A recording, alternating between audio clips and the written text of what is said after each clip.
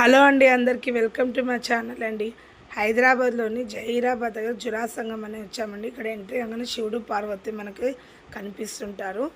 ఇటు చుట్టుపక్కల చూడండి అన్ని షాప్స్ ఉన్నాయి. మనకి రకరకాల బొమ్మలు కానీ లేదంటే తినే పదార్థాలు కానీ ఏం కావాలన్నా దొరుకుతుంది.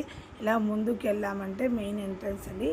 ఇటు చూడండి పాల్కో కూడా అమ్ముతుంటారు. అక్కడ పల్లెటూరు పాల్కో అంటే అదొక ఫేమస్ అండి, చాలా బాగుంటుంది. ఇలా షాప్స్ తర్వాత మెయిన్ ఎంట్రన్స్ గుడి అండి. ఈ గుడిలో వెళ్ళామంటే ఇట్లా లోపల నుంచి వెళ్ళి దేవుని చూడొచ్చు, కానీ దేవుని చూపియారండి, ఫొటోస్ తీయకూడదు. అక్కడ కూడా అమ్మవారు శివుడు అనేది ఉంటుంది. బయట రాగానే ఇలా అభిషేకం నీళ్ళు పడుతున్నాయండి. ఆ అభిషేకం నీళ్ళని తల మీద చల్లుకొని ఇట్లా గేట్లో నుంచి ఎంట్రన్స్ వచ్చామండి. ఇలా రాగానే ఒక చెట్టు కింద ఒక రాయి ఉందండి, చూసేదానికి శివలింగం లాగా ఉంటుంది.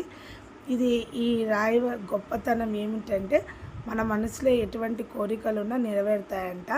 కాకపోతే చూడండి ఇక్కడ దక్షిణ ఒక అతను కూర్చొని ఉంటా, ఒక 10 రూపాయలు దక్షిణ ఇచ్చి మనం ఆ రాయిని లేపాలి. అది మన మనసులో కోరిక నెరవేరితేనే ఆ రాయి అనేది పైకి లేస్తుందండి, లేకపోతే లేయదంట. అది 3 వేళ్ళతోనే పట్టుకొని లేపాలి. ఆ 3 వేళ్ళతో పట్టుకొని ఇలా తలకి ఆనిచ్చి పెట్టాలి. అట్లా 2 టైమ్స్ చేయాలండి. 2 టైమ్స్ చేస్తేనే ఆ కోరిక అనేది నెరవేరుతుంది. ఫస్ట్ టైము బాగా లేసిందండి, సెకండ్ టైం అంటే చాలా బరువైంది. అది కూడా మనకు ఒక పరీక్ష లాంటిదంట, అక్కడ ఉన్న వాళ్ళు చెప్తారు. ఇలాగనే చేస్తే మన మనసులో కోరికలు ఎటువంటి ఉన్నా తీరుతాయని అక్కడ ఉన్న జనాల నమ్మకం అండి. అలా వచ్చిన వాళ్ళంతా ప్రతి ఒక్కరు లేపుతూ ఉంటారు. వాళ్ళ కోరికల్ని నెరవేర్చుకున్నాక మళ్ళీ ఆ అమ్మవారిని శివుడిని దర్శనం చేసుకున్నాక ఖచ్చితంగా వస్తారంట. చూడండి వచ్చిన వాళ్ళంతా ఇలా దండం పెట్టుకుంటూ రాయిని లేపుతూ ఉన్నారు.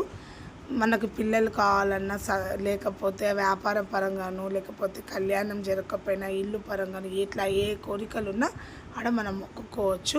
అది అట్లా అయిపోయినాక ఇలా నడుచుకుంటూ కొంచెం ముందుకు వచ్చామంటే ఇలా దిగంగానే కోనేరు కనిపిస్తుందండి.